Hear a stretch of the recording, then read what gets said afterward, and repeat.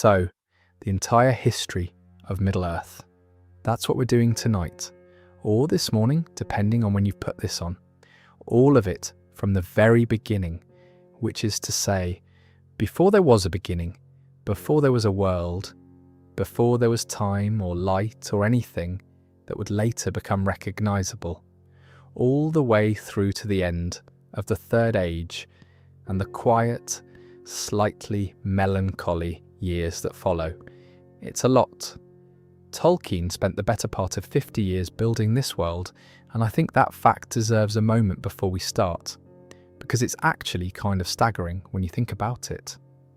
He started writing the earliest versions of these myths around 1917, while he was recovering from trench fever after the Battle of the Somme, and he was still revising them when he died in 1973. Some of the details were never fully settled, and his son Christopher spent decades after that sorting through notebooks and drafts, trying to piece together what his father intended. So when people say Tolkien's world is deep, they mean it in a very literal sense. This isn't a fantasy setting that someone cooked up to hang a story on. It's a mythology. It has the same kind of scope and weight as the Norse myths or Greek mythology, the same sense that you're touching something that was meant to feel ancient, even the first time you encountered it. What that means for tonight is that we've got a lot of ground to cover, and I'm not going to rush any of it. We'll go from the music that sang the world into being, through the long ages of the elves and their wars with the first Dark Lord, through the rise and fall of Númenor, which is essentially Tolkien's version of Atlantis, through the forging of the Rings of Power, and eventually all the way through the War of the Ring and what comes after. The main sources for all of this are the Silmarillion, which covers the deep history, the appendices at the back of Return of the King, which have this particular dry quality, like reading actual historical records someone genuinely cared about, and unfinished tales which fills in a lot of gaps. I'll try to flag when something is uncertain or when Tolkien left things deliberately vague, because he did that a lot, and it's usually intentional rather than an oversight. Right, let's start at the very beginning, which in this case means somewhere that isn't quite a place, and isn't quite a time. Before there was a world, there was Eru Ilúvatar. That's the name Tolkien gives to the supreme god of this mythology, Eru meaning the One in Quenya, and Ilúvatar meaning something like Father of All. He exists alone in what Tolkien calls the Timeless Halls, which is a phrase I find genuinely lovely because it's trying to describe somewhere that's outside of time altogether. Not before time, outside it, adjacent to it maybe, and he's alone there, which must have been quite something. So he creates the Ainur. He creates them from his own thought, each one of them an expression of some aspect of his mind, some thread of his being made into a separate, conscious entity.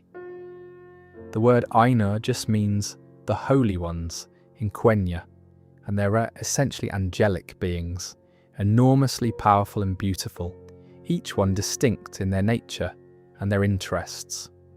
What he does with them is teach them music. He sings themes to them, and they listen, and they begin to understand, and eventually they start singing back. At first they only sing individually, each one elaborating on the themes they've been given, harmonising with the others, or developing their own lines. And then Ilúvatar tells them he wants them to do something greater. He wants them to make a great music together, a combined symphony, unlike anything that has ever been attempted. This is the Ainulindale, the music of the Ainur, and it's probably the most beautiful piece of world building in the entire mythology, honestly. It's Tolkien's creation myth, and it works beautifully because it uses something genuinely universal, music, the impulse to create, the tension between harmony and discord, to describe the origin of everything. The music has three great themes. In the first, all the Ainur sing together in a kind of glorious unity. But then one of them, the most powerful of all of them, the one who had been given the greatest gifts and the most varied abilities, starts going off on his own tangent. His name is Melkor. And what Melkor keeps doing is weaving his own ideas into the music, ideas that come from his own desire rather than from Ilúvatar's themes. He wants to create things himself, to be the source of something, to be the one who made a difference. And the problem is that he's so powerful that when he does this, it's not subtle, it spreads. Other Ainur get drawn into his harmonies or try to counter them, and the whole thing starts to fragment and clash. Ilúvatar lets this happen twice, incorporating Melkor's discords into his greater themes, always resolving them, always finding a harmony that's richer for having contained the conflict. The third time, Ilúvatar stands up and makes a gesture with both hands, and the music stops. He shows the Ainur a vision, and in this vision, they see what the music they just made actually is. It's the world. It's its entire history. Every person who will ever live. Every tree, every mountain, every star. The rise and fall of kingdoms, the love stories and the battles and the quiet afternoons. All of it was contained in the music they sang, whether they knew it or not. And then Ilúvatar speaks a single word, Ea, meaning let it be, and the vision becomes real. A small detail worth sitting with. The three themes of the music correspond roughly to the three great eras of the world.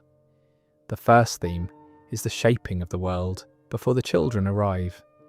The second is the dominion of the elves and their long wars. The third is harder to map directly, but it contains the coming of men and the fading of the older peoples. Melkor's discords run through all three, always being woven back in. One reading of this is that there is no event in the history of the world that exists outside the music. Not Morgoth's rebellion, not the kinslaying, not the ring. All of it was already there, known and incorporated, long before any of it happened. Tolkien never quite settles whether this makes free will meaningless or more meaningful. He was a Catholic writing a mythology, and the tension between predestination and choice is one he held with care rather than resolving it one way or the other. The elves choose to cross the Helcaraxë or not. Isildur chooses to keep the ring.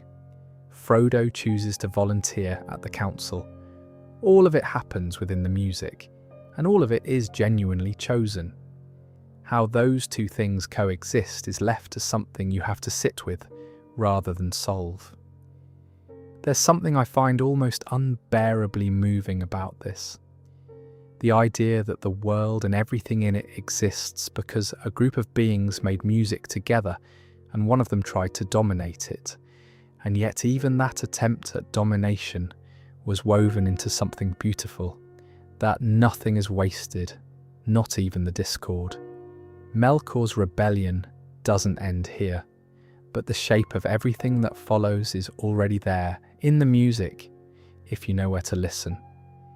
When Ea is spoken and the vision becomes real, most of the Ainur just watch it from outside. They can see this new thing existing, unfolding, and they observe it with the kind of fascination you might imagine from beings who've never encountered anything genuinely external before. But some of them want to go in. They're drawn to it, to this world that the music described, and they feel that they could help it, could nurture it into becoming what the music suggested it might be. And so 15 of the mightiest Ainur enter Ea and step down into the newborn world. These are the Valar, and then a much larger group of lesser Ainur follow them in. These are called the Maiar, and they're sort of like the supporting cast of the Divine Order, less individually powerful than the Valar, but still extraordinary by any measure. I'll mention the Maya in more detail later, but the thing worth knowing right now is that some very familiar names are in this group. Gandalf, Saruman, Radagast, and, yes, Sauron are all Maya, angels essentially. Which does rather reframe some things about the Lord of the Rings, but back to the Valar. There are 14 of them, and each one embodies something particular about the world.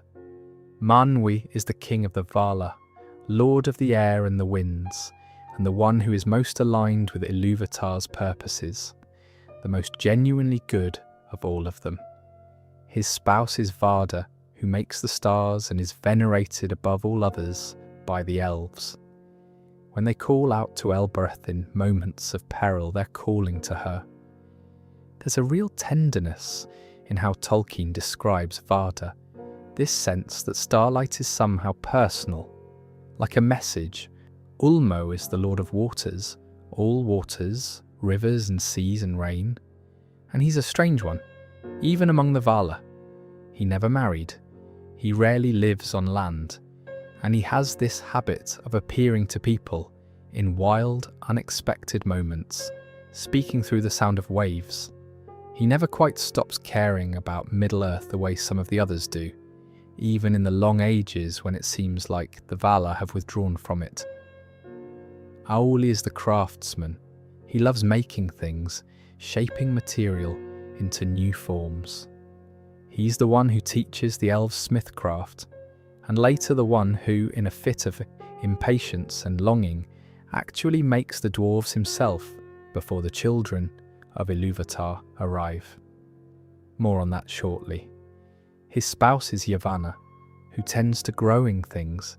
She made the first forests and the green lands, and she's the one who eventually creates the 2 trees that will light Valinor. And then there's Melkor, who is the greatest of all the Ainur, and the one who caused the trouble in the music. He enters the world, along with the others, and for a while there's an attempt at cooperation, but it doesn't last. He keeps claiming things for himself, undermining what the other Valar build, retreating into the far north of the world to build his own fortress. There are a few others worth a brief mention. Narmo, also called Mandos, who keeps the halls where elves go after death, a place that's not exactly sad, not exactly pleasant, just a waiting room at the end of something. His spouse Vaira weaves all the events of time into tapestries on the walls. Nienna is the Vala of grief and endurance. She weeps for the suffering of the world, and from her tears the trees were watered. And her student Olorin, who is the Maya, who eventually becomes Gandalf, learned pity and compassion from her before entering the world. That's a nice detail about Gandalf, actually, that his deepest quality, the one that makes him fundamentally different from Saruman, was something he learned at the feet of the Valar, whose defining characteristic is sorrow that still hopes. Orome is the great hunter, lord of forests, the one who first discovers the elves sleeping by their lake and brings word back to Valinor. He's a thundering figure, his great horn ringing through the wilds. The sound of it, Tolkien says, made the servants of Morgoth flee. His spouse Varna tends to the flowers and birds. Tulkas is the wrestler, pure physical strength, no subtlety, and when he finally arrives in Arda after the other Valar have already been wrestling with Melkor for a while, he turns the tide immediately, because he's just so much stronger in raw terms. Melkor runs from him. Tulkas laughs. The Valar's job, in essence, is to help the world reach its intended form before the children of Ilúvatar arrive.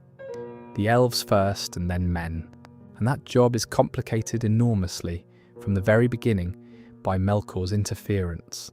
The Maya who serve the Valar each reflect something of their masters, which is a detail worth sitting with. Sauron, before his fall, was a Maya of Ole, the craftsman, which explains a great deal about his specific obsession with rings and forging and making things, and why his great weapon was something he poured himself into creating with his hands. Gandalf was a Maya of Manwë and Varda, the sky and the stars, which perhaps explains his particular affection for fireworks and his habit of appearing at exactly the right moment, like something the sky sent down. The world that the Valar enter isn't Middle-earth yet. It's not really anything yet. It's this enormous, formless, chaotic place, land and sea mixed together, storms everywhere, nothing settled. So the Valar get to work. Over long ages they shape the continents, lay out the seas, and make something that's starting to look like a world. At this point there's just one vast landmass, no separation between Middle-earth and the West. And the Valar work together to fill it with mountains and valleys and plains. To light this world, they raise two enormous lamps, Iluin in the north, Ormel in the south, great pillars holding them up, flooding the world between them with light. And under this light, the world finally blooms. Yavanna fills it with plants, and the first forests grow, and the first creatures wander through them. It's described as a spring of the world, this brief golden era when everything was growing and new, and the world was exactly what it was supposed to be. Melkor, meanwhile, has been lurking.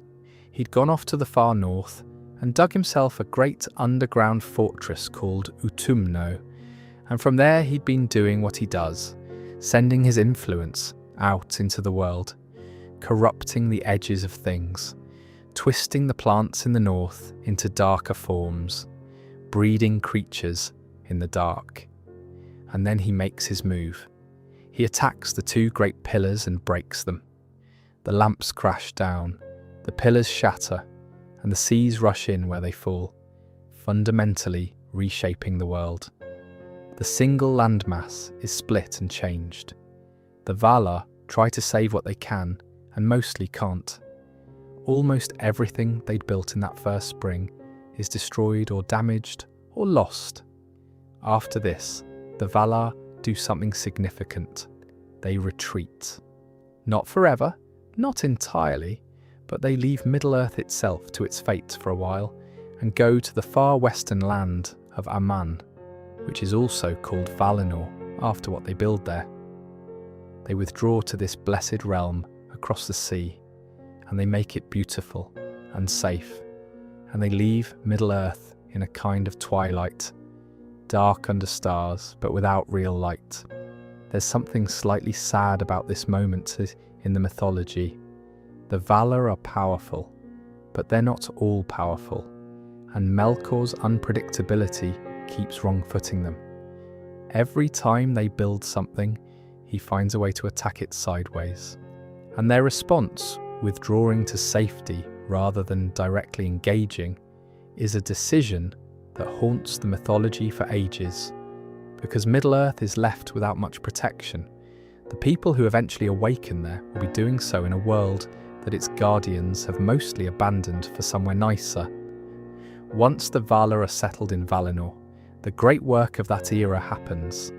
Yavanna sings the two trees into existence. This is one of the images that I think Tolkien came back to most, across all the different versions of the mythology.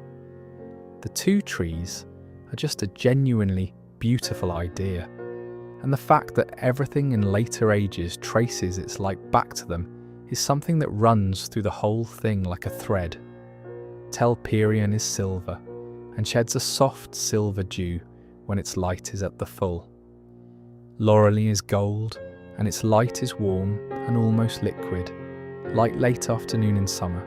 They grow on a mound called Ez-Elohar, near the gates of Valmar, the city of the Valar, and they illuminate the whole of Valinor in alternating cycles, first silver, then gold, with an overlap at both transitions when both lights mingle together.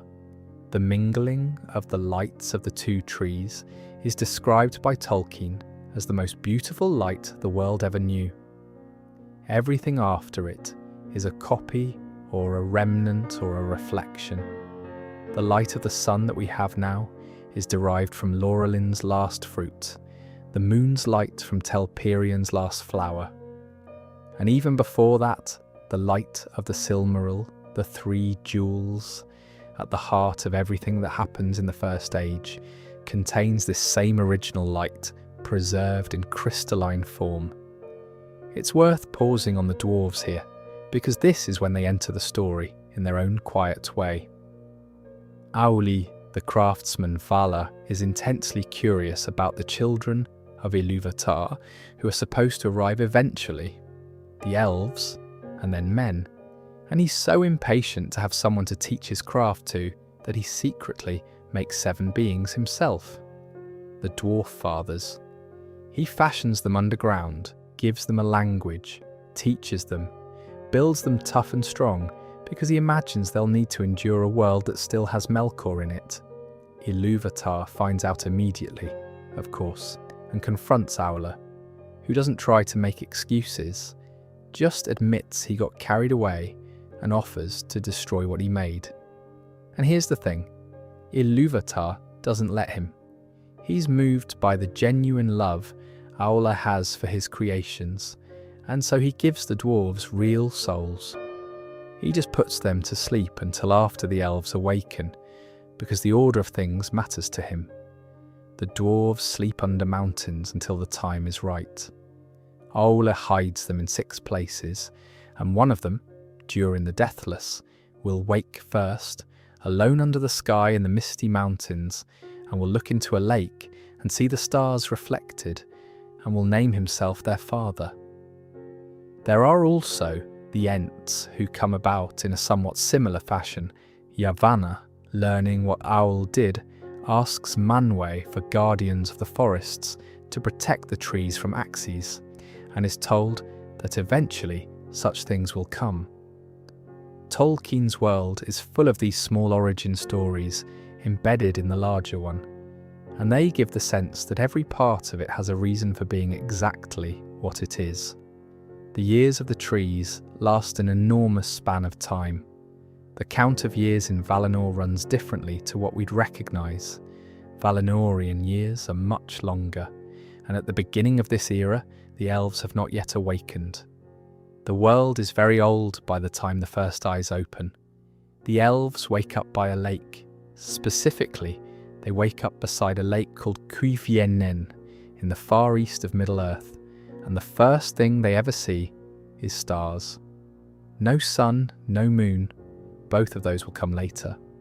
Just the stars that Varda set in the sky, reflected in still water. This is why elves are so connected to starlight in all the mythology that follows, and why Varda is the Vala they revere above all others. The elves call themselves Quendi, meaning those who speak with voices, because unlike the other living things they first encountered, they could speak and sing. Just woke up beside a lake and immediately started talking. Fair enough, honestly. The elves who make the great journey and reach Valinor have the particular quality that Tolkien gives all elves who have seen the light of the trees. They're brighter somehow, more present. Their eyes hold something that the elves, who never went to Valinor, don't have. This distinction becomes important later. The Noldor who return to Middle-earth are recognisably different from the Sindar who stayed, and the Sindar are different from the Avari who never set out at all. The journey changed them, or more precisely, what they encountered at the end of the journey changed them. The Sindar who settle in Beleriand develop their own culture across thousands of years of starlight. They learn smithcraft and song, build cities by the rivers, and under Thingol's long rule, they become prosperous and wise in their own quieter way. When the Noldor arrive carrying the brightness of Valinor on their faces, there's a specific tension. The Sindar are older in Middle-earth, and the Noldor are older in experience, and neither is quite right about which matters more. Melkor, who had been dwelling in the north for ages, learns about them almost immediately. He sends hunters, shadowy things in the darkness, to find these new beings, and some are captured and taken north. What happens to them there is one of the darkest implications in the whole mythology. Tolkien strongly suggests, though he hedges it carefully, that the orcs were first made from elves, that Melkor captured and twisted over long ages through cruelty and corruption. It's not confirmed definitively, but it's the most consistent explanation he kept returning to. The idea that orcs are not a separate creation, but a ruination of something that was already beautiful. The Valar learn about the elves' awakening and make a decision. They go to war with Melkor directly. There are battles, though Tolkien describes them only vaguely, and in the end, Melkor is captured and brought back to Valinor in chains. He's imprisoned for 3 ages in the halls of Mandos. Middle-earth breathes. It's a bit of an intermission. The Valar then invite the elves to come and live in Valinor with them. It's supposed to be safer, closer to the light of the trees, away from whatever Melkor left in the north. Some elves agree to come. These are the Eldar, the ones who set out on the great journey west. And some refuse entirely, preferring to stay in the east. These are called the Avari, the unwilling, and they play very little part in what follows, though they exist and they have their own histories that we don't really see. The great journey is long and difficult, and not everyone who starts it finishes it. Some groups stop on the way. The Nandor turn south when they reach the Misty Mountains and refuse to cross them. The Sindar settle in Beleriand, west of the Blue Mountains, and never make it to Valinor at all, partly because their king stops walking. Elwë is his name, later known as Thingol, and what happens to him is one of the strange, suspended moments that populate Tolkien's mythology. He's walking through a forest in Beleriand and comes into a clearing and sees Melian the Maya standing there, and she's so beautiful, and the enchantment around her is so profound that he just stops. He takes her hand, and neither of them moves or speaks for years. Years his people search for him, and eventually give up, and most of them sail on to Valinor. He's still standing there. When he eventually comes back to himself, he and Melian have been standing together through changing seasons for what some accounts suggest was close to 2 centuries. After that they marry, and their kingdom of Doriath becomes one of the great realms of Middle-earth, protected by the enchantments of Melian the Maya. Their daughter will be born eventually, and she'll be important. But that's a bit later. The elves who make it to Valinor flourish in ways that are almost difficult to imagine.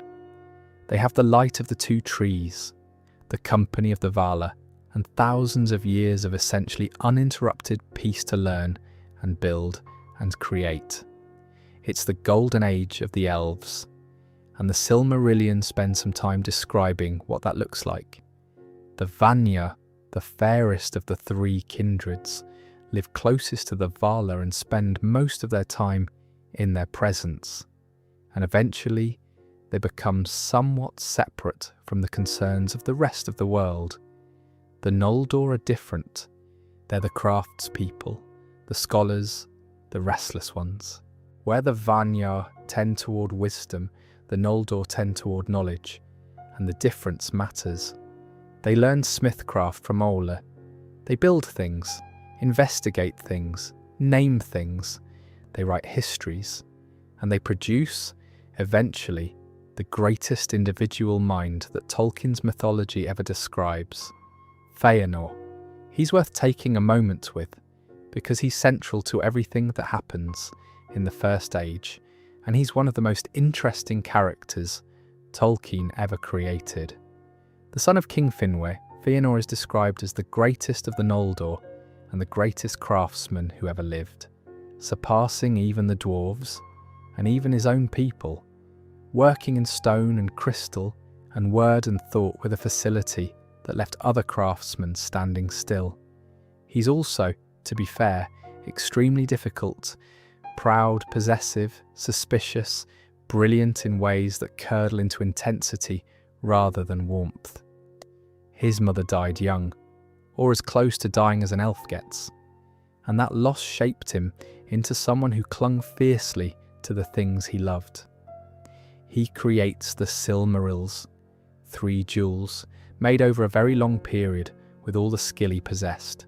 He captures the light of the 2 trees inside them, Telperion and Laurelin, both lights preserved in crystalline form, and what he makes is so perfect, so pure, that Iluvatar blesses them.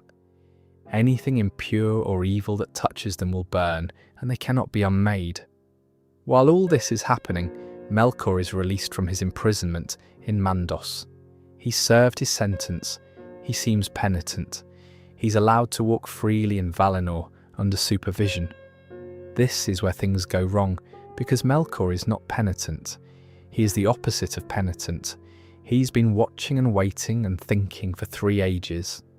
And what he does with his new freedom is go to work on the Noldor, particularly Fëanor, because Fëanor is both the most powerful and the most vulnerable. Melkor whispers to him that the Valar are keeping the elves in Valinor against their will, that there are things being hidden from them, that Finwë's other sons, Fëanor's half-brothers, are plotting against him. Some of this is outright lies, some of it is clever distortions of true things. But it works because Fëanor's insecurities were already there waiting for something to find them. He starts to mistrust his half-brothers. He forges weapons, which is unusual for Valinor. He threatens his brother Fingolfin at sword point in public, which is, it's a significant moment. Not the sort of thing that just blows over. Fëanor is exiled from the city of Tirion. He goes to the north of Valinor, and his father Finwë later joins him there out of love. And Melkor goes quiet, having planted all the seeds he needed. There's a day, the day that everything falls apart at once. The Valar have called a great festival, and all of Valinor is gathered in celebration, which means all of Valinor's attention is in one place, and all of Valinor's guard is down. Melkor has been watching for exactly this, and he moves. He goes first to find Ungoliant. Ungoliant is one of the stranger entities in the mythology. She predates the world, or at least she comes from somewhere outside it, a being of absolute darkness that has taken the form of a giant spider and lives in the mountains south of Valinor. She drinks light. Not metaphorically. She consumes it, devours it, and the light becomes part of her, and she grows darker and more swollen with each thing she drains. She's terrifying in a way that's almost abstract, because she doesn't want power or territory or the usual things. She just wants to consume. Melkor makes her an offer. Help him do this one thing, and he'll give her whatever she desires. They creep toward Valinor from the south, while the feast is in full swing. Ungoliant wraps them both in a cloak of darkness, a darkness so complete that even the Valar can't see through it. They reach the mound where the 2 trees grow, and Melkor stabs both trees with a great spear. Ungoliant drinks. She drinks the light from Telperion and Laurelin, pouring it into herself until both trees are dying, grey and withered and dark. Valinor, which had been flooded with the mingled silver and gold light of 2 magnificent living things, is suddenly completely dark, simultaneously, and this is the part that lands hardest. Melkor has gone north, to where Fëanor's father Finwë lives, in exile, and he kills him. Finwë is the first of the elves to die by violence, and he dies alone, trying to protect the vault that holds the Silmarils. Melkor takes the jewels, then he flees east across the sea to Middle-earth. When Fëanor learns what has happened, his father murdered, his jewels gone, the trees dying, something in him changes in a way that can't be changed back. He's called back from exile to help the Vala decide what to do, and he arrives furious and grief-stricken in a way that burns through everything. He gives Melkor a new name, Morgoth, the black enemy of the world, and that name sticks. The Valar themselves start using it eventually. Even in the original language, it's the name that defines what Melkor has chosen to become. There's something worth noting about Ungoliant here, which is that she's one of the few entities in the mythology that Tolkien deliberately leaves unexplained. The Valar exist because Ilúvatar made them. The Maiar are their servants. The elves and men are Ilúvatar's children. But where Ungoliant comes from, nobody in the mythology seems to know. She existed before the world, or came from outside it, or sprang from some darkness that preceded everything. She's described as having come from the outer darkness before the world, and having taken the form she wears from her own hunger. There's an implication that she's something the music didn't account for, which is a bit of a disturbing thought. After the trees are drained, Ungoliant and Morgoth flee north together, and almost immediately they have a falling out. Morgoth gives her the gems he stole from the elves, but refuses to give her the Silmarils. She swells with darkness and tries to throttle him. Balrogs come from Angband and drive her off. She retreats south into Nan Dungortheb, a haunted valley in Beleriand, and there her descendants settle, giant spiders, just waiting in the dark. The spiders of Mirkwood and Shelob are from her line, thousands of years later. Yavanna tries to save the trees but can't. Their light is gone. She can make something from what remains. The last fruit of Laurelin becomes the sun. The last flower of Telperion becomes the moon. These will have to do. They're beautiful things, but they're a lesser light than what came before, and everyone who remembers the trees knows it. The darkness of Valinor is one of those moments in the mythology that genuinely feels like a catastrophe, not just a dramatic event, but a real, permanent loss. Something that was impossibly beautiful existed, and then it didn't, and the world that comes after is slightly less than what it might have been. Tolkien doesn't linger on it. The story moves forward, but that loss is in the background of everything that follows, a sense of grief running underneath all the First Age stories. Fëanor stands up in the dark and gives a speech. It's probably the most consequential speech in the mythology, and possibly the most self-destructive. He's standing in Tirion, the city of the Noldor, and he speaks with a kind of passion that his gift for language always gave him, brilliant, burning, impossible to ignore. He calls on the Noldor to rise up, to leave Valinor, to go to Middle-earth and pursue Morgoth and take back the Silmarils by any means necessary. And then his 7 sons stand up one by one, and together they swear an oath. They swear by Ilúvatar himself, the highest thing they can swear by, that they will pursue anyone who withholds the Silmarils from them, that they will make war on anyone who possesses them or takes them, that no friendship or kinship will hold against this vow, even a Vala, even Ilúvatar himself, if it came to it. It's an oath that means they've essentially locked themselves into a course of action, regardless of what it costs them or what it causes. Mandos, the Keeper of Doom, pronounces his judgment on the Noldor. It's called the Doom of Mandos, or the Prophecy of the North. The Noldor who follow Fëanor will fail in their pursuit. Their houses will fall one by one, and tears beyond counting will be their lot. He's not cursing them, he's telling them what the music already contains. This is how it ends. Mandos says, "Tears unnumbered ye shall shed, and the Vala will fence Valinor against you." Some of the Noldor turn back. A great many go with Feanor. To get to Middle-earth they need ships, and the ships belong to the Teleri, the sea elves who settled on an island near the coast of Valinor. Feanor asks to borrow them. The Teleri say no.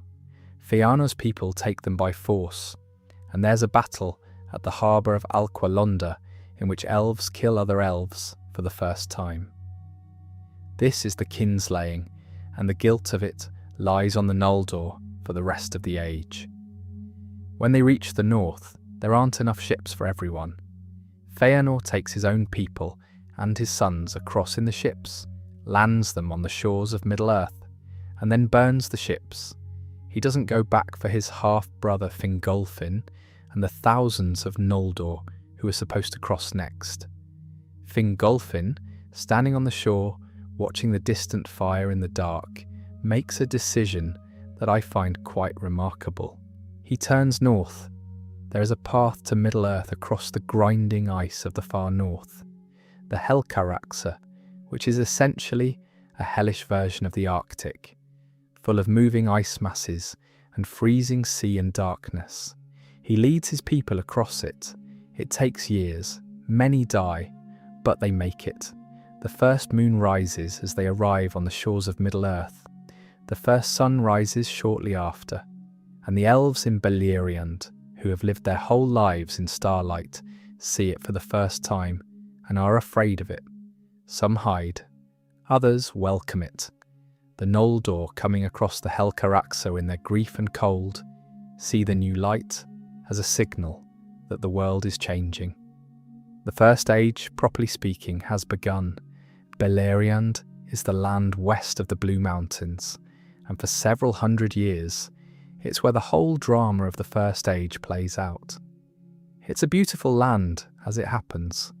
Forests and rivers and rolling hills, with the Sindar living there, under their enchanted king Thingol and his Maya queen Melian. Their kingdom is Doriath, protected by the girdle of Melian, a zone of enchantment and confusion around the borders that means almost no one can enter without being led in, unless they're remarkable enough to find their own way. Morgoth is up in the far north, in his fortress of Angband, and he's been busy. He didn't emerge from the War of Wrath at all. He is cast into the void, leaving behind orcs and balrogs and various creatures of shadow and fire. He starts sending armies south. The Noldor establish their kingdoms across Beleriand and begin what becomes known as the Siege of Angband. The idea is to contain Morgoth, to keep his armies penned inside his fortress, while the elves hold the land around it. And for a remarkably long time, roughly 400 years, this actually works. The siege holds. Angband doesn't break. The kingdoms of the Noldor flourish. Feanor, for what it's worth, dies almost immediately. He attacks Morgoth's forces straight away, without waiting, and is burned by balrogs in a battle that he's winning until the balrogs drag him down. He dies of his wounds, and his body burns so intensely with the fire of his spirit that nothing is left. His sons take up the oath he made them swear, and they'll be carrying it for the rest of their lives. Various kingdoms are established during this period. Fingolfin, the half-brother who crossed the ice, takes the north, the highlands of Hithlum, with his fortress looking toward Angband. His son Fingon is with him. Finrod, the son of another of Feanor's half-brothers, goes south and builds Nargothrond, an underground realm beneath the rivers, brilliant and populous. His sister Galadriel, yes, that Galadriel, lives in Doriath for a while, and then there's Turgon, who has a vision from Ulmo the Watervala, and follows it to a hidden valley surrounded by mountains where no one would ever find him, and spends centuries building the most beautiful city the Noldor ever made, Gondolin. White towers, high walls, streets of stone, hidden so completely from Morgoth's searching eye that its existence will remain a mystery to him for hundreds of years. Men arrive in Beleriand about 300 years into the First Age, coming over the mountains from the east in 3 great houses. They're called the Edain, and they become allies and friends of the Noldor. In the Silmarillion, they're treated with great affection, these mortal people who chose the right side when it was far from clear that the right side was going to win anything. Dwarves are also present, living in the Blue Mountains in their great halls of Nogrod and Belagost. Trade between the elves and dwarves runs well for much of this period. There are tensions and there's one incident that ends badly, but by and large the early First Age is a kind of improbable cooperation between very different peoples trying to survive against something enormous in the north. What Beleriand feels like in this period is a world that is beautiful and precarious at the same time. The kingdoms are real. Nargothrond has its great halls hung with lights, its smiths and craftspeople working in the deep. Doriath is enchanted and quiet, with a kind of suspended timelessness about it. Gondolin up in its hidden valley has festivals and songs, and a whole civic life that the histories only glimpse in fragments. Men arrive and bring something different, a shorter, warmer energy. The Edain are mortal, and the elves who befriend them find that friendship complicated by the knowledge that it will end. Tolkien uses these friendships carefully. The deepest ones are always slightly shadowed by the difference in how long each party expects to be there. Finrod Felagund loves men more than most elves, which is part of why he goes with Beren.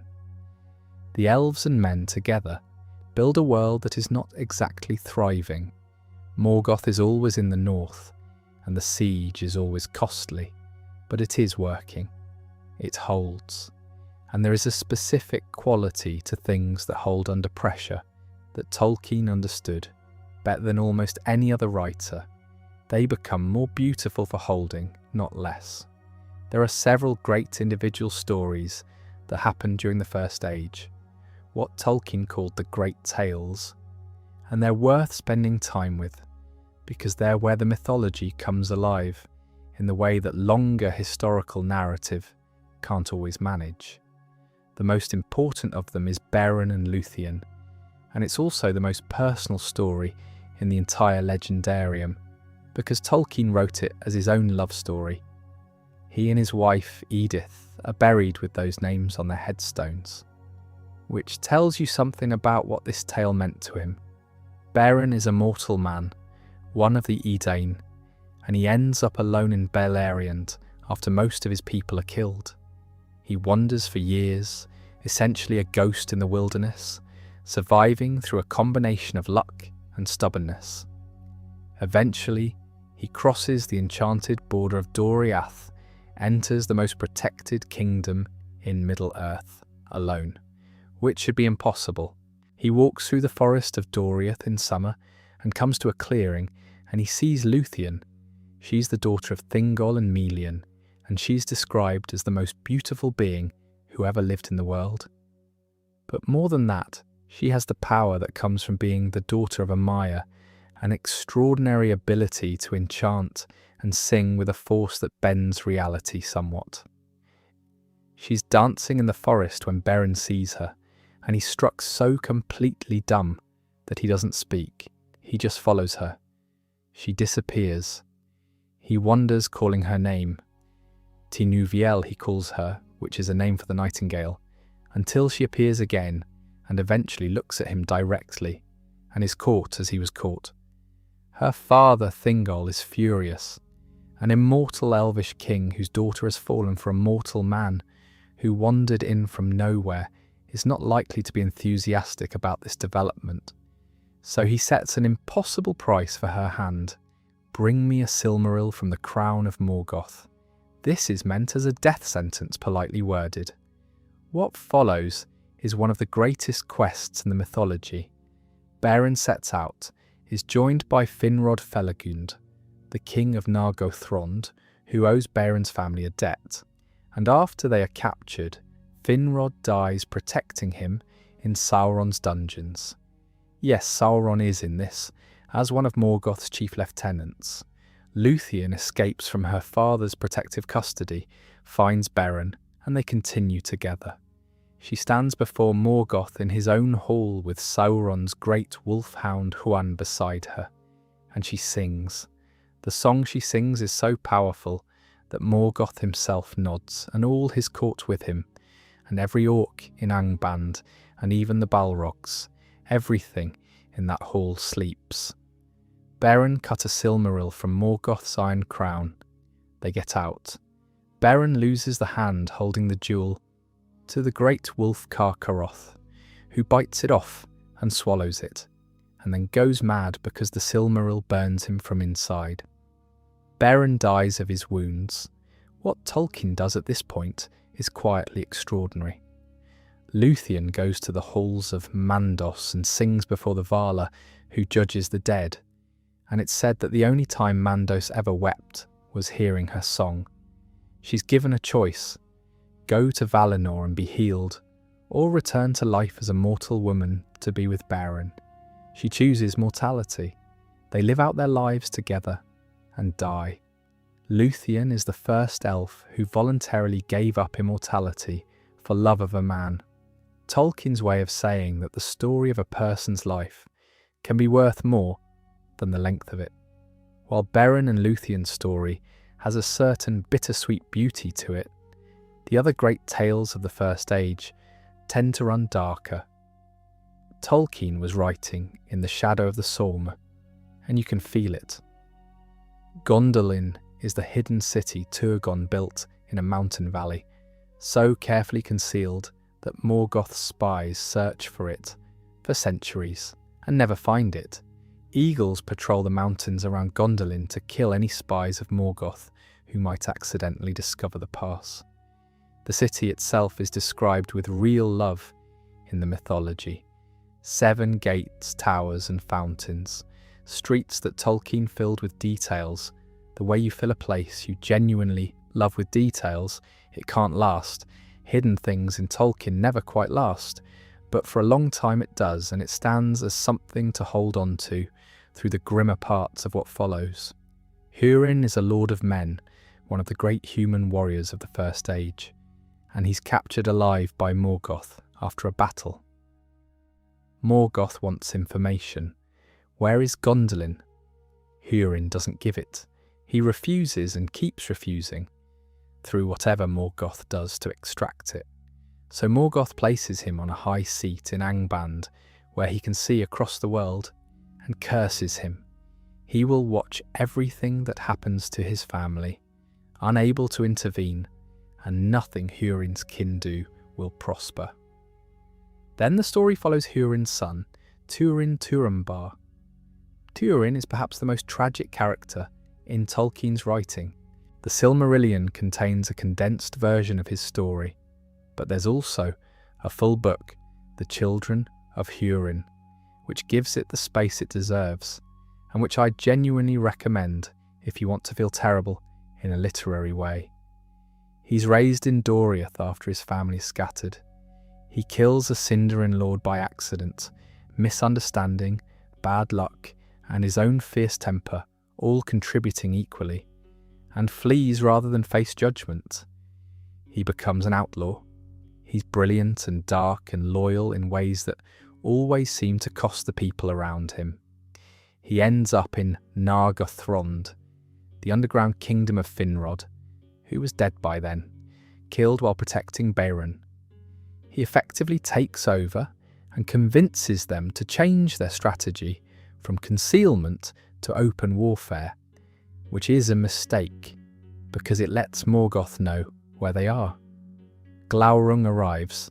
The first dragon, Tolkien's dragons, are fire-breathing, yes, but they're also deeply intelligent and capable of enchantment. They can look you in the eye and make you forget things. Glaurung destroys Nargothrond, and then, when Turin's sister Nienor comes looking for him, enchants her so completely that she forgets everything.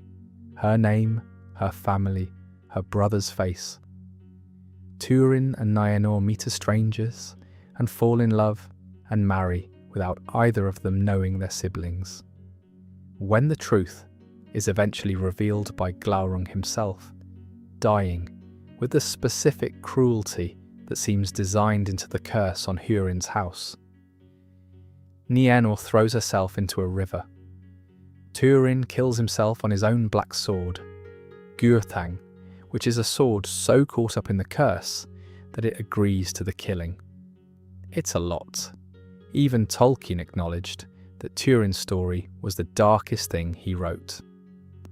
But it serves a purpose in the larger mythology. It's what Morgoth's curse, fully expressed, looks like: the deliberate unmanning of a person through no failure of their own.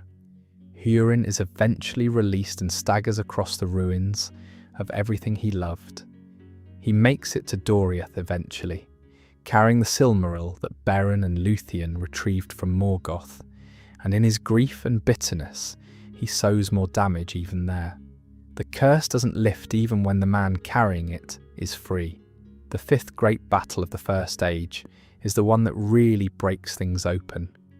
It's called the Nirnaeth Arnuidiad, the Battle of Unnumbered Tears, and it's the point in the mythology where you can feel the tide turning irreversibly.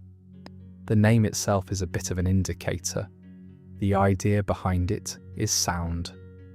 The Noldor, the Sindar, the Edain, the Dwarves, they mass the largest combined army that had been assembled in Beleriand and make a coordinated assault on Angband from two directions. The plan is to pin Morgoth's armies between two attacking forces and break through to the fortress itself. It almost works. The eastern host pushes Morgoth's armies back to the gates of Angband before the trap springs. But Morgoth's intelligence was better than anyone thought, and the Easterlings, the men from the east who had allied with the sons of Feanor, some of them were Morgoth's agents all along. They turn in the middle of the battle. Morgoth releases his full strength. Dragons and Balrogs and orcs in numbers that the histories can barely account for. The western host is isolated. Fingon, the High King of the Noldor, one of the genuinely good characters in the mythology, brave and loyal and clear-eyed, is pulled down and killed by the Lord of Balrogs. The battle collapses. The fields afterward are too grim to describe in much detail. The armies of the Free Peoples are shattered. Hithlum, the northern highlands, is taken. The sons of Feanor are scattered. The Edain who survive are herded into servitude or flee. After this, one by one, the great kingdoms fall. Nargothrond falls to Glaurung. Doriath, protected for so long by Melian's enchantment, falls from within when Thingol is killed in a dispute with dwarves over the Silmaril in his possession. Melian, grief-struck, withdraws from the world entirely, and the girdle dissolves, and Doriath is sacked by the sons of Feanor fulfilling their terrible oath. Gondolin is the last to go. A treacherous member of Turgon's own household, Maeglin, who had been captured by Morgoth and broken, reveals its location after centuries of searching. Morgoth sends an army of Balrogs, dragons and orcs to assail Gondolin. The city burns. Turgon dies defending it, but some survive. Tuor, a man who had found Gondolin and married Turgon's daughter Idril, escapes with their son Erendil and a group of survivors. They make their way south to the coast, where the last remnant of the Free Peoples of Beleriand have gathered at the havens of Sirion. And from this small improbable cluster of survivors, the mythology manages to find its resolution. The last piece of the First Age turns on a half-elf with a shining jewel on his brow, sailing westward at night. Erendil is the son of Tuor, a man, and Idril, an elf of Gondolin, which makes him half-elven. He marries Elving, who is the granddaughter of Beren and Luthien, which also makes her half-elven, and who has in her possession the one Silmaril that made it out of Morgoth's crown. This jewel has a way of surviving things that would destroy anything else. The sons of Fëanor track it down to the havens of Sirion, because the oath they swore never sleeps. They attack the havens, and most of the people there are killed. Elwing throws herself into the sea with the Silmaril rather than let them take it. And Ulmo, the Water Vala, who has never quite stopped caring about Middle-earth, transforms her into a bird, and she flies to Arundel's ship. Arundel makes a decision. He'll go west. He'll do what nobody has been permitted to do since the trees were destroyed. He'll sail to Valinor and ask the Valar directly to intervene. He makes it. He finds Valinor, and he walks into it with a Silmaril on his brow as a guide and a lantern, and he speaks on behalf of both elves and men in Middle-earth, asking for help. There's a law that elves cannot go to Valinor without permission, and men certainly cannot. But the Valar decide that Arundel coming to them on behalf of others is different enough from someone coming for their own sake. They answer, the War of Wrath is the intervention of Valinor in Middle-earth, and it is devastating in every direction. The armies of the Valar, with the surviving elves, pour into Beleriand and fight Morgoth's forces for decades. It's so destructive that Beleriand itself sinks beneath the sea by the end of it, the whole land, all the kingdoms and rivers and forests submerged. The geography of the world after the War of Wrath looks almost nothing like it did before. Morgoth is captured and cast out through the door of night into the void beyond the world, beyond itself, beyond anything. He's gone in a way that Sauron will never be, because Sauron can keep rebuilding his form as long as he stays within the world. Morgoth is outside it. But one of his greatest servants isn't caught. Sauron repents, briefly, genuinely it seems, and surrenders to Eönwë, the Herald of Manwë. Eönwë tells him he needs to go back to Valinor and be judged by the Valar themselves. Sauron thinks about this and decides that the judgment would probably be humiliating, and turns and flees east into Middle-earth before anyone can stop him. He's not caught, he's just gone.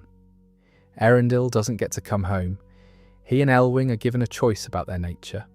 They're both half-elven, and Ilúvatar allows them to choose whether to be counted among elves or men. They choose elf-kind, which means immortality, but also means they can't go back to Middle-earth. Arundel is set to sail the sky in his ship, with the Silmaril on his brow, the light visible from Middle-earth as the evening star, Venus. He sails the sky forever. It's not a sad ending exactly. He gets to sail forever through the night sky with a light that was once the brightest thing in the world. But it's another Tolkien ending, where what was lost can't be fully recovered, and what's left is beautiful but different. After the War of Wrath, the map of the world looks completely different. Beleriand is underwater. The blue mountains that were a long inland range are now a coastal promontory. Middle-earth is reshaped. The elves who want to go to Valinor are invited, and many go. The Noldor who survive, the ones who didn't violate their exiles by doing particularly terrible things, are allowed to return. Many of the Sindar and Teleri also sail west. Some elves stay. Gil-galad sets up a kingdom in the northwest of Middle-earth called Lindon, near the sea, and it will last for the entire Second Age. And the men who are allies of the elves, the Edain, the three houses who fought through the First Age, they get a reward. The Valar raise an island from the sea in the west, roughly halfway between Middle-earth and Valinor, and give it to the Edain as a home. It's called Andor, the Land of Gift, or Elena, meaning starwards, because a star guided them there. More commonly, it's known as Númenor. The Númenorians are, in terms of raw civilizational achievement, the greatest human society that ever existed. They have long life, not immortality, but lifespans that stretch to centuries. They have knowledge the elves share with them. They build ships that no other men can match and sail further than anyone else. Their capital, Armanelos, is a magnificent city. Their kings rule for hundreds of years and build libraries and schools and harbours. There's one rule: the ban of the Valar: do not sail west past Numenor toward Valinor. You can see the mountains of Aman on clear days from the highest point of Numenor, Menel Tarma, the pillar of heaven, where a sacred space stands open to the sky. But you cannot go there. Valinor has been moved beyond the world, in a sense, and only the elves and a few specially permitted mortals can reach it. For a long time, this is fine. The Numenorians sail east, explore Middle-earth, build harbour towns along the coasts, help the peoples there. Their ships arrive and they're seen as almost godlike by the inhabitants of Middle-earth, tall, long-lived, with superior technology. There are Numenorian settlements all along the coasts of Middle-earth, some benevolent, some increasingly less so as time goes on. The shadow is gradual, and it takes different forms: a growing obsession with their own mortality, a suspicion that the elves are hiding something, some secret of immortality that they're withholding, a resentment of the ban that starts to feel less like a protection and more like a prohibition. And over generations, the kings become less wise and more proud. A division opens up: the faithful, who maintain their relationship with the elves and the Valar, and the king's men, who push increasingly toward power and a kind of civilizational arrogance. The faithful plant white trees from a seedling of Telperian's line.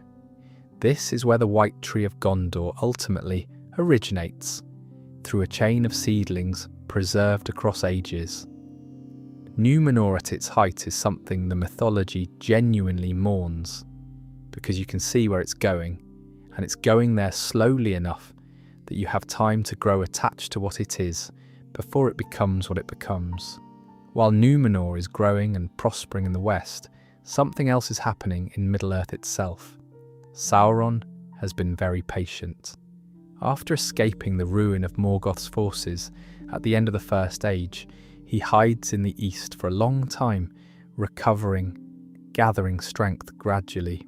Around the year 1000 of the Second Age, he feels ready enough to establish himself in Mordor, a land in the southeast of Middle-earth, ringed by mountain ranges, with a volcano at its heart that he can use for forging. He starts building Barad-dûr, his dark tower, and begins putting his plans together. He's smarter than Morgoth in some ways, and more patient in others. He understands that raw conquest takes too long and fails eventually. What he wants is control, permanent, comprehensive control, and he has an idea about how to achieve it. He adopts a fair form. He can still do this at this point, and the name Anatar, Lord of Gifts. He approaches the elven kingdoms of Middle-earth as an emissary, offering knowledge and skill. Two major figures see through him immediately: Galadriel, who is in Eregion with her husband Celeborn, and Gil-galad in Lindon. They refuse him entry, but Eregion is a kingdom of elvish smiths.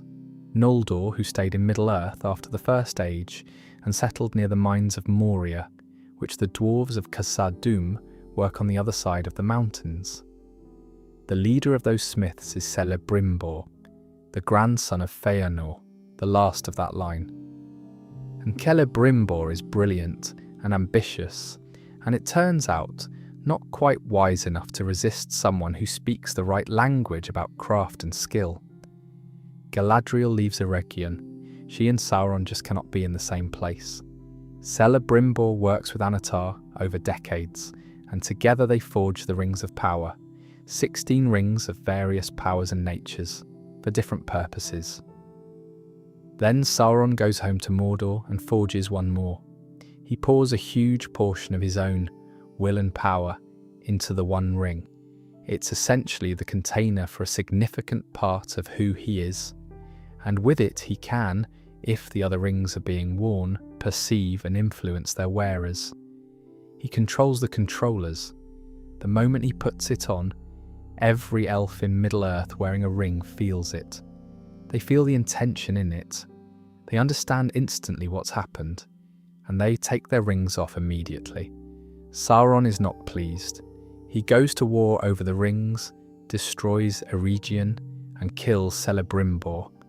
Elrond is there, with a small force trying to defend the survivors, and he retreats north and founds Rivendell as a refugee settlement.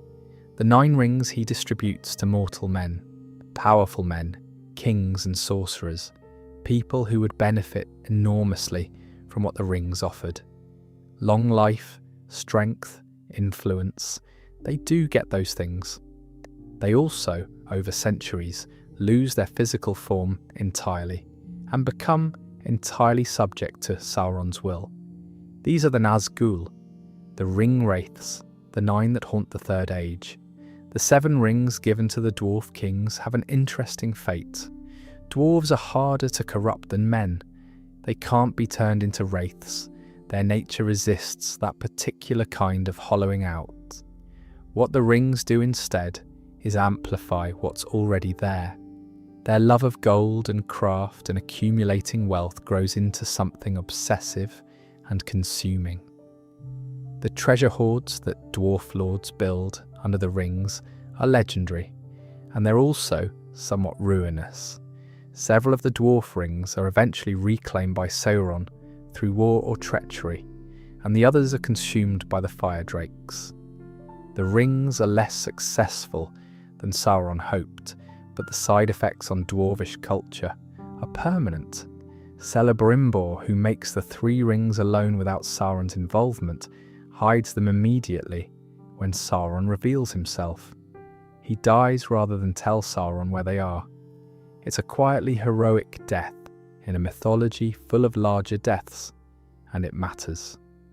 Those 3 rings, kept hidden, preserve the possibility of something in Middle-earth that Sauron's design cannot touch. The 3 rings that were made by Celebrimbor alone, Narya, Vilya, Nenya, are kept hidden. Celebrimbor gave them to Galadriel and Gil-galad before Eregion fell.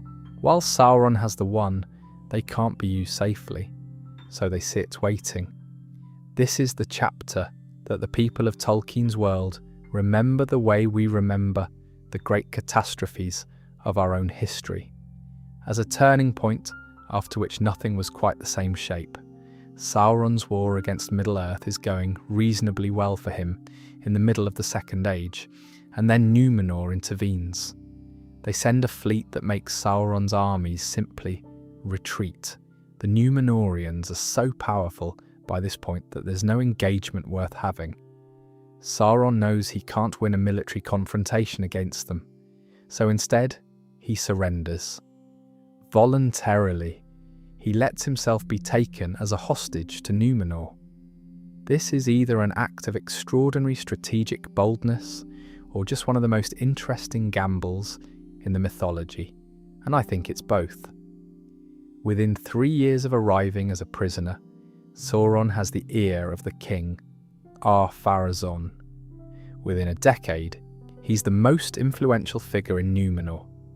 Within a century, he's convinced them to cut down the sacred white tree in the capital and replace it with a temple to Morgoth, in which they make human sacrifices. He does all of this without the One Ring, which is sitting in Mordor. This is Sauron working with only his mind and his voice, and his understanding of what people want to hear. What Ar-Pharazôn wants to hear is that death is not inevitable, that the ban is unjust, that the Valar are simply keeping immortality for themselves and distributing only mortality to men. Sauron tells him that Morgoth, the original Dark Lord, whom Sauron still worships quietly, is the true master of fate and death, and that if Ar-Pharazôn defies the Valar, he'll be rewarded with the endless life they've been withholding. Ar-Pharazôn builds a fleet, an enormous, ruinously expensive fleet, the greatest armada ever assembled, and he sails west toward Aman to make war on the Valar and claim immortality by conquest. The Valar do not fight back. They lay down their guardianship of Arda and appeal directly to Ilúvatar. And Ilúvatar changes the shape of the world. The sea opens. Númenor sinks beneath it, taking most of its population with it. The Armada is swallowed. The physical island of Aman is removed from the world entirely. It exists, but it can't be reached by sailing west, because the world is now round, and that path doesn't lead there anymore. Only the elves and those Ilúvatar specifically permits can travel the old straight road that still exists as a kind of exception in the physics of the world. The faithful escape. Elendil and his sons, Isildur and Anarion, had refused to follow Ar-Pharazôn's scheme.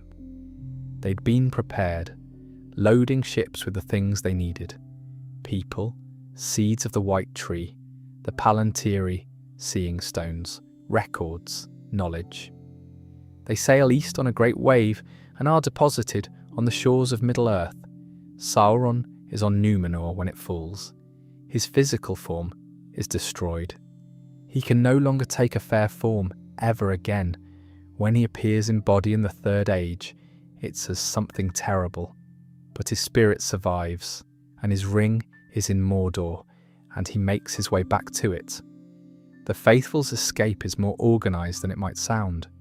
These are people who expected this outcome for years, possibly decades. They've been quietly loading ships with everything that matters. The people themselves, yes, but also the 7 Palantiri, the seeing stones that Fëanor made in Valinor, and that the Númenorians brought with them as gifts when they came east, and seedlings of the white tree, and the records of their history and lore. They're the survivors of Atlantis, and they know it, and they're trying to preserve as much of what Númenor was as will fit on the ships they've got. Elendil lands in Lindon first, where Gil-galad is. Isildur and Anarion land further south, in the Bay of Belfalas. They build.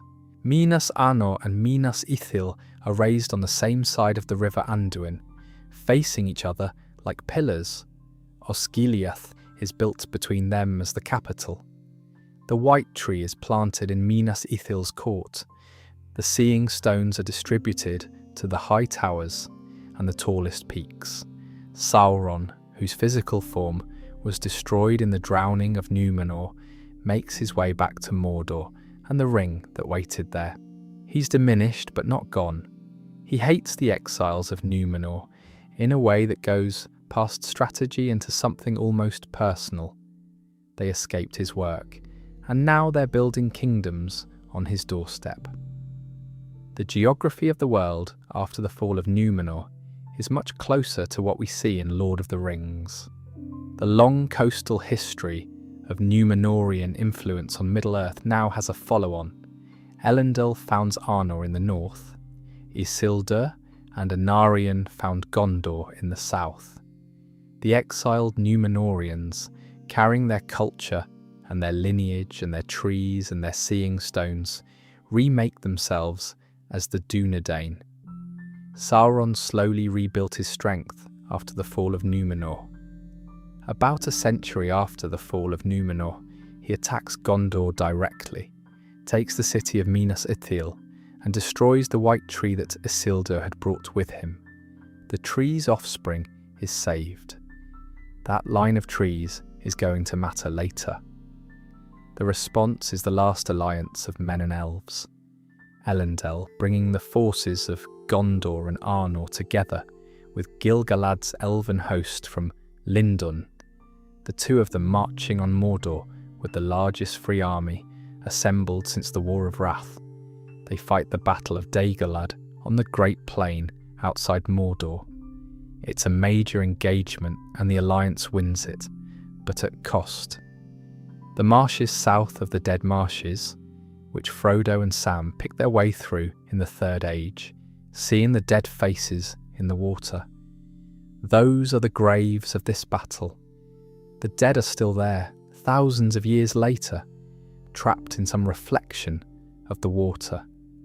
The alliance then besieges Barad-dûr for 7 years. 7 years of siege, standing outside a fortress in Mordor, waiting. The histories describe some of the losses during this time without ceremony, just noting who died in which year, which gives it a grinding, exhausting quality. Eventually, Sauron comes out. He's enormous in this form, and when he meets the kings in single combat on the slopes of Orodruin, he kills both Elendil and Gil-galad, the two greatest figures of their age. Elendil's sword, Narsil, breaks beneath him. Isildur grabs the hilt shard of his father's sword, and with it cuts the One Ring from Sauron's hand. Sauron's spirit flees. Without the ring, his body is destroyed, and his power collapses. The Nazgûl disappear for a while. Their existence is so bound to his that they can't function without him in the world. Barad-dûr falls. Isildur keeps the ring. He knows what it is. He tells Elrond and Círdan, who are both present, that he'll keep it as weregild for his father and his brother. This is an established custom of compensation for killing. If someone dies unjustly, you take something in payment from the killer. Isildur is applying this logic to the One Ring. Elrond says, "Please destroy it." Isildur says no. He walks away with it. 2 years later, Isildur is ambushed by orcs near the Gladden fields. Orcs from the mountains who hadn't gotten the message that their master was gone. He tries to escape by putting on the ring and swimming the Anduin. The ring slips off his finger in the water because it has a habit of abandoning its bearers when their use is done. The orcs see him and kill him. The ring sinks to the bottom of the river. The Third Age begins. It begins with the ring lost and Sauron apparently defeated, and the free peoples exhausted from 7 years of siege. Gondor and Arnor exist. Elrond's Rivendell exists. The elves who haven't gone to Valinor are still here. It's not a hopeless situation. But the ring is in a river, waiting. The Third Age lasts just over 3,000 years, and for the first few centuries of it, things are, broadly speaking, all right. Gondor and Arnor are the successor states of Númenor, carrying the culture and the bloodlines and the knowledge of that drowned civilization. The early kings of both are long-lived. The Númenorian blood still grants unusual longevity, even diluted from its peak. There's trade between north and south, between the Dúnedain and the elves, and the world west of Rhûn has a kind of settled quality that it hasn't had since the First Age. But the Third Age is also called the Fading Years, because of what's happening to the older peoples while men rebuild. The elves are leaving. Not all at once, not dramatically, but a steady trickle of elves sail west from the Grey Havens across the Third Age. Each one who goes is a light going out from Middle-earth. The dwarves are also in slow decline, losing their great halls one by one, their numbers never fully recovering from the wars of previous ages. The Númenorian bloodlines themselves thin. The kings live longer than ordinary men, but not for centuries anymore. And by the middle of the Third Age, even the kings of Gondor are not obviously different from other men in lifespan. The inheritance of Númenor is fading. Around the year 1000 of the Third Age, the Valar send 5 Maiar in the guise of old men to help the free peoples. These are the Istari, the wizards. Gandalf, Saruman, Radagast and 2 others, called the Blue Wizards, who travel east and are never really heard from again by the histories. Tolkien had various thoughts about the Blue Wizards across his notes. Sometimes they fail, sometimes they do useful work founding mystery cults that resist Sauron in the east. He was never entirely settled on it. Gandalf, Saruman, and Radagast remain in the west. They're told not to use their full power. They're not supposed to overpower or dominate, just encourage and counsel and work alongside, because the Valar don't want to repeat the situation with Numenor, where outside intervention made the Free Peoples dependent. Saruman becomes head of the White Council. Gandalf is the one Círdan the Shipwright, who is perhaps the wisest and oldest of the elves still in Middle-earth, gives the Red Ring to his instinct for who could be trusted to use it well is exactly right. Hobbits find their way into this era too. They migrate west over the misty mountains and settle in Bree, and then are given the land of the Shire around the year 1601 of the Third Age by a king of Arthedain. Arthedain is one of the successor states of Arnor in the north, and it won't last much longer. But the Shire will. Hobbits are quite good at lasting through things that seem to threaten everyone else, partly because nobody particularly notices them. The most distinctive of the Nazgul, the chief of the 9 ring wraiths, appears in the north of Middle-earth around the year 1300 of the Third Age and founds a kingdom. He calls it Angmar, and it's positioned in the cold mountains north of Arnor, the perfect location to make the northern kingdom's life miserable indefinitely. The Witch King of Angmar is patient in a way that echoes his master. He spends roughly 700 years systematically wearing down the 3 successor kingdoms of Arnor, Arthedain, Cardolan and Rudor, playing them against each other, encouraging their quarrels and making war on them whenever he sees a weakness. By 1974, the last of Arthedain falls. The Dunedain of the north are scattered. They become the Rangers, wanderers in the wilderness with no kingdom, but carrying the royal line of Isildur forward in secret. The Witch King then turns south, toward Gondor. He takes Minas Ithil, the city Isildur built with his white tree, and makes it into a thing of horror, renames it Minas Morgul, keeps it as a dark counterpart to Minas Tirith across the Vale. There's a strange ending to this part of his story. In the Third Age, the last king of Gondor, Aenir, accepts a challenge to single combat from the Witch King and rides into Minas Morgul and is never seen again. Nobody knows exactly what happened. The histories don't say. The result is that Gondor has no king from around the year 2050 onwards, and the stewards take over, running the kingdom faithfully, holding it in trust for a king who isn't there. This situation continues for nearly 1,000 years. The stewards do a genuinely good job of keeping Gondor functional, but every steward rules under the shadow of an empty throne, with the saying on their lips that they hold Gondor until the king returns. Aragorn is the distant heir to that throne, carrying the line through 39 generations of Rangers, most of whom lived and died without anyone knowing their bloodline.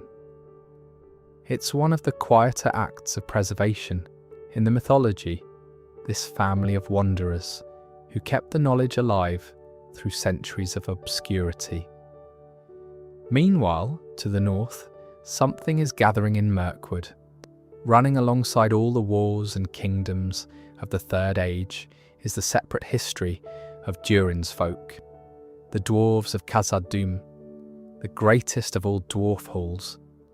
Khazad-dûm is what the dwarves call it. The elves call it Hadhodrond. Men later call it Moria, the Black Pit, which is a name it earns in the Third Age, but not before. Before that, for thousands of years, it's the centre of dwarvish civilization, a vast network of halls and mines through the misty mountains, the richest place in the world, because the dwarves there are mining mithril, true silver, lighter than steel and harder and more beautiful, and Tolkien describes it in the appendices with a kind of wonder that's unusual even for him. Around the year 1980 of the Third Age, the dwarves dig too deep. They break into something they didn't know was there. A balrog, one of the fire demons from the First Age, had been hiding in the deep roots of the mountains since the War of Wrath, dormant, waiting. Tolkien calls it the Balrog of Moria, or Durin's Bane, and the name is accurate. The king Durin XXXVI is killed by it, then his son. The dwarves flee. Losing Moria is a wound that Durin's folk carry through the rest of the Third Age. They establish Erebor, the lonely mountain in the northeast, and it becomes their next great hall, rich again, renowned again, home to Thrain and his son, Thror. Then Smaug arrives. Around the year 2770, a great fire drake smells the wealth of Erebor and simply takes it. Dragons in Tolkien's world don't really need to be stopped, they just arrive, and the alternative is dying. The dwarves flee again, now refugees from two homes. Thror wanders and breaks, and eventually goes to Moria alone, and is killed by an orc named Azog. The dwarves call this an insult that can't be left standing. Azog put the dwarvish name Thror on the dead king's face as a label, a piece of deliberate contempt, and they raise the full combined armies of all 7 dwarf clans and fight the war of the dwarves and orcs across the Misty Mountains. They win ultimately. The orcs of the Misty Mountains are nearly wiped out, but the cost is enormous, and Moria itself still has the Balrog in it, so nothing is reclaimed. The grandson of Thror is Thorin Oakenshield, born in Erebor, driven out as a child, grown up in exile. He's the one who eventually leads the quest of Erebor. One small fun detail before we get there. The White Council drives Sauron out of Dol Guldur in the year 2941. That is also the year of the quest of Erebor, the year everything converges. After the Second Age ended and the One Ring was lost in the Anduin, Sauron's spirit wandered east, formless, barely functional, recovering. It takes centuries for him to accumulate enough presence to be felt at all. Around the year 1000 of the Third Age, he appears in southern Mirkwood as a shadow, dwelling in the fortress of Dol Guldur, which sits on a hill in the forest, and is clearly sinister, but not clearly much else. He goes by the name the Necromancer, if he goes by anything, and for a long time nobody knows what he actually is. The forest around Dol Guldur gradually darkens. The Great Forest, that was once called Greenwood the Great, becomes Mirkwood. The name change reflects what the shadow does to the trees. The way Melkor's presence in the First Age darkened the north. Spiders from Ungoliant's line, the great spider from the darkening of Valinor, had offspring that spread east, colonised the southern forest. The wood elves under Thranduil pull back northward and build their halls underground. Gandalf investigates Dol Guldur around the year 2063, and the Necromancer flees before he can be identified. There's something almost funny about this in a grim way. Sauron, who was once one of the most powerful beings in the world, running from a wizard in an old man's shape because he's not strong enough yet to face him. He goes east for several centuries, continuing to rebuild, and then returns to Dol Guldur around 2460, significantly stronger. By 2850, Gandalf actually enters Dol Guldur and discovers the truth. The Necromancer is Sauron, and Sauron now knows roughly where the One Ring is. He found Gollum, who had it for hundreds of years before losing it to a hobbit, and extracted from him the words Shire and Baggins. These two pieces of information are not useful yet, but they become very useful later. The White Council, Saruman, Gandalf, Galadriel, Elrond, Círdan, others, convene and debate driving Sauron out of Dol Guldur. Saruman argues against it repeatedly because he's been looking for the One Ring himself and doesn't want to disturb the search. Eventually, In 2941, Gandalf pushes the issue and the council acts. Sauron is driven from Dol Guldur. He retreats to Mordor. He'd been ready to leave anyway. Barad-dûr starts to rebuild. The Third Age has less than a century left. In the spring of 2941, a wizard turns up at the door of a hobbit who wants nothing to do with adventures. The Hobbit is, in the larger context of the mythology, a relatively small story. 13 dwarves and a hobbit going to reclaim a mountain from a dragon, with a wizard occasionally pointing them in useful directions. But it's also a beautifully constructed journey, and it sets up nearly everything that follows, so it's worth spending some time with. Thorin Oakenshield wants Erebor back. He's been planning this for years, accumulating the company he needs, waiting for a sign from Gandalf, who has a dagger's edge sense for which individuals matter to the larger story, and who has decided that Bilbo Baggins of the Shire matters, though Bilbo doesn't know this yet. The company sets out from Bag End in April. 13 dwarves and one deeply reluctant hobbit. The early part of the journey feels almost like a sequence of fairy tales loosely strung together. Trolls who bicker until dawn. A rest in Rivendell where Elrond reads moon runes on an old map. The high pass through the misty mountains with a thunderstorm that turns out to be stone giants. And then the goblin tunnels underneath. The goblin tunnels are where the Hobbit story becomes something larger. Bilbo gets separated in the dark, falls, hits his head, and when he comes to his senses, he finds a ring on the ground. He pockets it.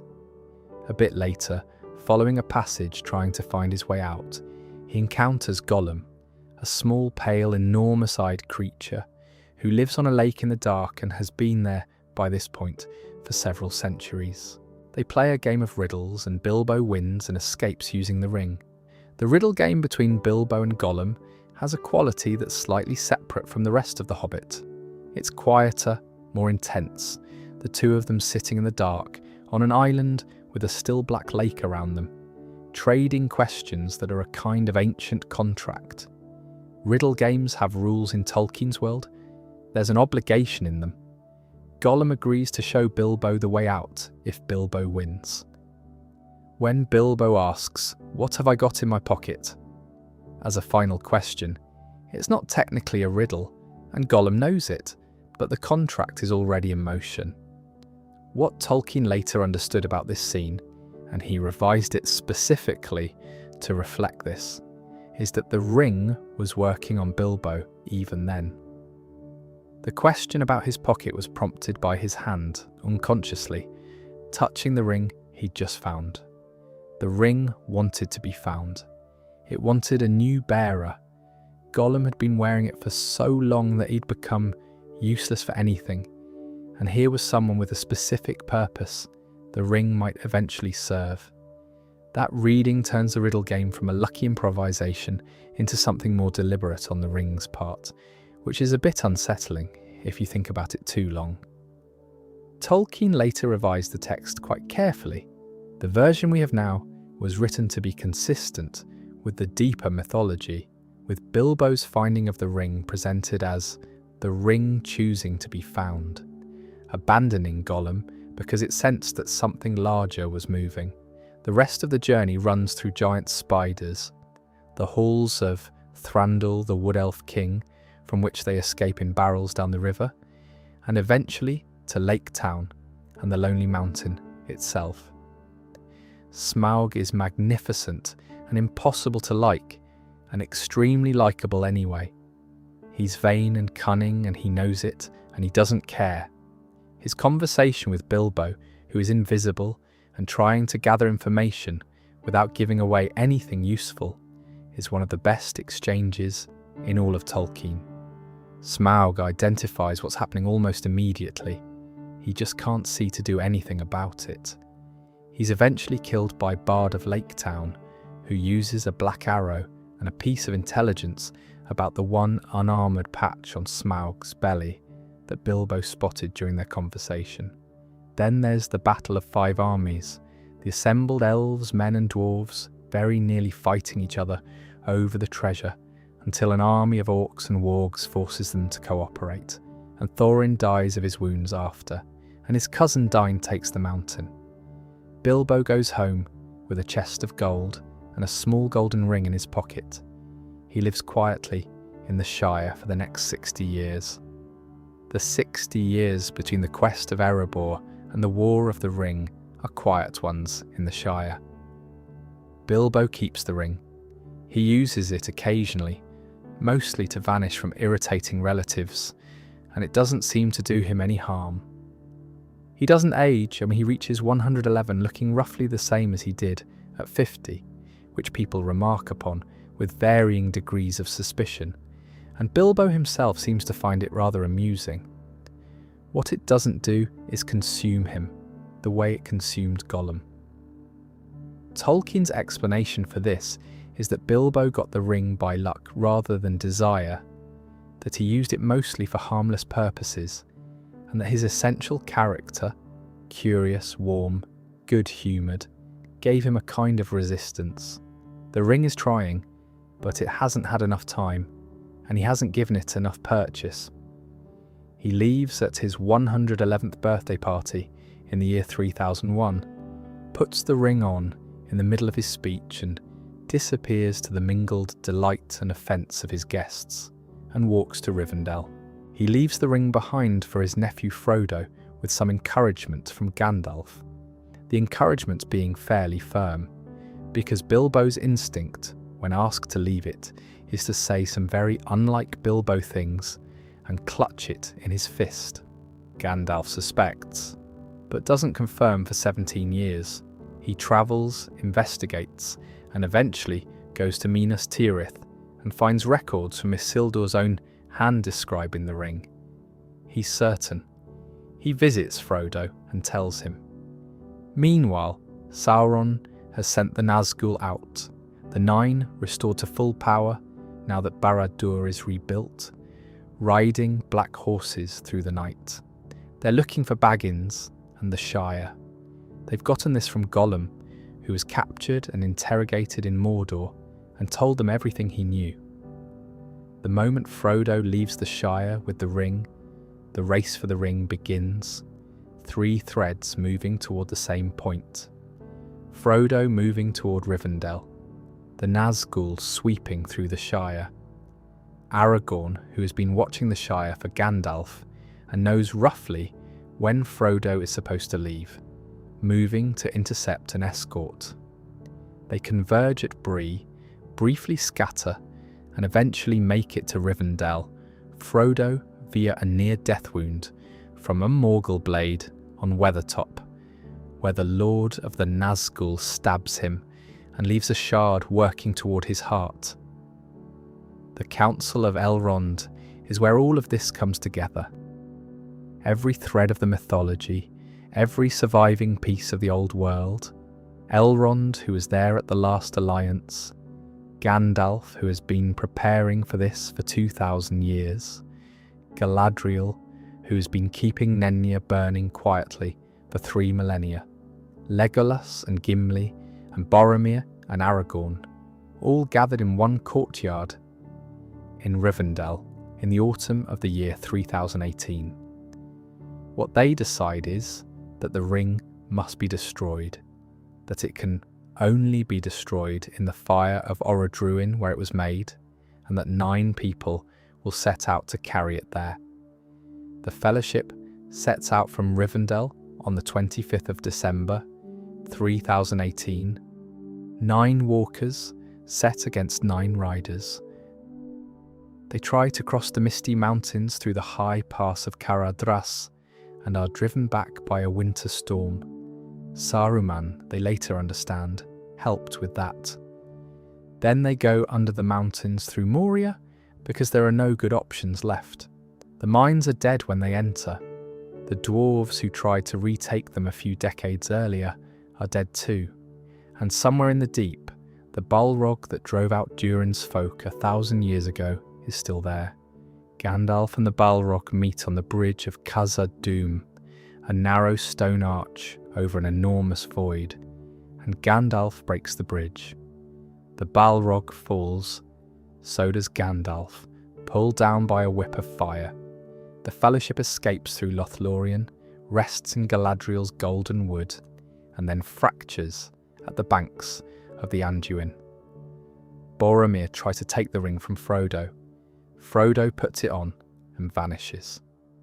Frodo and Sam cross the river alone and head east. Boromir is killed by orcs defending Merry and Pippin. The Fellowship is broken. From here, the story divides into 3 threads, running in parallel, and Tolkien tracks each one with beautiful structural patience. Frodo and Sam move east toward Mordor, picked up along the way by Gollum, who has been tracking the ring since Frodo left the Shire. Gollum is useful, he knows the paths, he knows Mordor's geography, but his relationship with the ring means he's never entirely trustworthy, and both Frodo and Sam know it. Aragorn, Legolas and Gimli run for 3 days across the plains of Rohan, chasing orcs who took Merry and Pippin. Rohan itself is in a bad way. The King Theoden has been under a subtle influence from Saruman, worked through Theoden's advisor, Grima Wormtongue. Gandalf arrives, returned from death as Gandalf the White, and breaks Saruman's hold. Theoden rides to war. The Ents of Fangorn Forest, woken to anger by Merry and Pippin, who escaped from the orcs into the ancient wood, march on Isengard and unmake it in a night. The Ents deserve a specific moment. They're shepherds of the trees, made in response to Yavanna's request in the ancient days, and they've been getting slower and more tree-like for a very long time because there is nothing to wake them up. The Entwives went east long ago and were lost in some upheaval.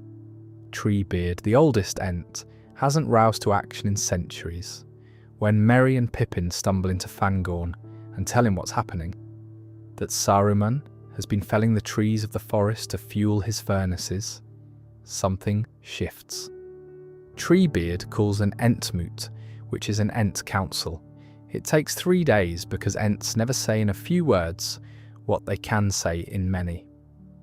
The decision to march on Isengard is reached slowly and then executed with the particular terrible patience of something very old moving at last. Saruman's fortress of Isengard is broken in a single night. The Battle of Helm's Deep, a night battle in the rain. The combined forces of Rohan and the refugees of the west against Saruman's Uruk-hai, a breed of orc created specifically for fighting in daylight. They hold until dawn, which is when Gandalf arrives with reinforcements, and the Rohirrim come down from the hills behind the orc army. Frodo and Sam move east with Gollum as guide, which is a stranger arrangement than it sounds. Gollum is at war with himself the entire time. The part of him that was once Smeagol genuinely attached to Frodo, the part that's been eaten hollow by centuries of the ring, pulling against both instincts at once. Tolkien handles him with real care, and it shows. The dead marshes, the Morannon Gate of Mordor, the slow grind through Ithilien and toward the pass of Cirith Ungol, Gollum's intended shortcut, which happens to go past the lair of Shelob, one of Ungoliant's enormous offspring. Frodo is stung by Shelob, and Sam leaves him to go into Mordor alone, then goes back because he can't leave him. The siege of Minas Tirith. Theoden dies at the Battle of the Pelennor Fields, crushed beneath his horse after the Witch King's fell beast strikes it, and the Witch King encounters the prophecy that he was never supposed to be slain by a man. Éowyn is not a man, Merry is not a man. Between them they destroy him.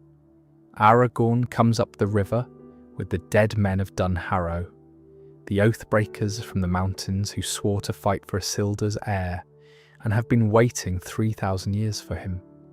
And then Aragorn does the most audacious thing in the story, which is march the remaining army of the west to the Black Gate of Mordor, a force they know cannot possibly win the battle, specifically to draw Sauron's attention away from the mountain where Frodo is still walking toward the crack of doom. The crack of doom. Frodo walks to the edge and claims the ring for himself. Gollum, who has been following them all the way, bites off Frodo's finger and takes it and falls into the fire in his joy. The ring is unmade, Barad-dûr collapses, the Nazgûl dissolve into nothing. The armies of Mordor, without any central will to drive them, fall apart. There's a moment here that I think is the most quietly satisfying in the whole mythology, and it's Gollum's fall. Not because of what Gollum is, but because Frodo couldn't do it. He failed at the final step, claimed the ring for himself, and it still got destroyed anyway because of what Gollum was, and because of Bilbo's mercy 60 years earlier when he chose not to kill Gollum in the dark. Tolkien called mercy the pivot of the whole story, and he meant it. The great eagles arrive, sent by Manwë as agents of the Valar who have watched this from the beginning, and carry Frodo and Sam off the burning mountain. After the War of the Ring, the world rearranges itself around the absence of Sauron. Aragorn is crowned King Elessar in Minas Tirith, which is the moment the stewardship of 1,000 years ends and the line of kings is restored. He marries Arwen, who gives up her immortality to be with him, the last elf to make this choice, and a deliberate echo of Luthien, her ancestor, who did the same thing so many ages before. The white tree flowers again in the courtyard of the citadel. The Shire needs some tidying up. Saruman, in his final act of spite, took it over during the months the Fellowship was in Mordor and set up a small-scale industrial operation there, felling trees and building chimneys, which is exactly the kind of thing that would bother Saruman and which doesn't suit the Shire at all. The hobbits sort it out themselves, which feels right. Sam plants a seed from Galadriel's gift in the centre of the party field, and things grow back greener than they were. Sam's daughter is born in the spring, and he names her Eleanor, for the golden flower of Lorien. He serves 7 terms as Mayor of the Shire, and is remembered as one of the most beloved. And then the ships. The Grey Havens are still there, and Círdan is still there. And on the 29th of September in the year 3021, the last ship sails from them.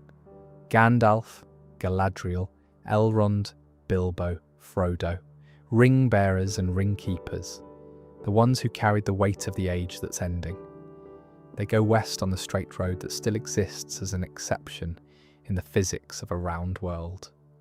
The 3 rings lose their power when the one falls, which means the beauty that sustained Rivendell and Lorien was Nenya and Vilya working quietly, and both fade when those rings go west. The elves who remain feel it. The world gets slightly plainer. Aragorn rules for over a century as king before his death, choosing the hour of it as the Númenórean kings could. He dies peacefully. Arwen dies the following year in Lothlórien, alone in the empty wood, and she's the last thing there. Legolas builds a ship and eventually sails west, and he takes Gimli with him, the only dwarf who ever made that journey by special permission, because of his love for Galadriel and his friendship with Legolas, which is the kind of quiet, beautiful detail that makes the end of the Third Age feel earned. Sam, in old age, is given permission to sail west too. He carried the ring briefly in Shelob's lair when he thought Frodo was dead, and that was enough to grant him the right. Merry and Pippin eventually remain behind as well. The Fourth Age is the age of men. The elves who remain grow fewer and quieter, more legend than presence.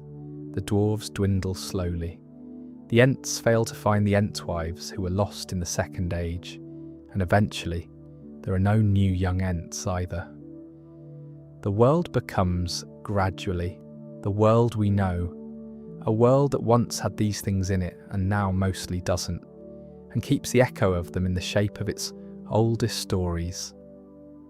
There are some specific things that happen in the early Fourth Age that are worth knowing. Minas Tirith is renamed. The Tower of Guard remains. Aragorn rebuilds the broken relationship between Gondor and the southern peoples. The Haradrim and Easterlings, who fought on Sauron's side, are not destroyed.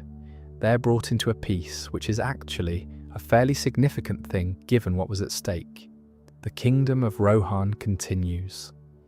Eomer rides alongside Aragorn for decades.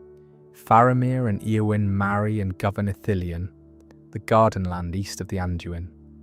The Shire continues completely unaware of most of this, as the Shire generally does.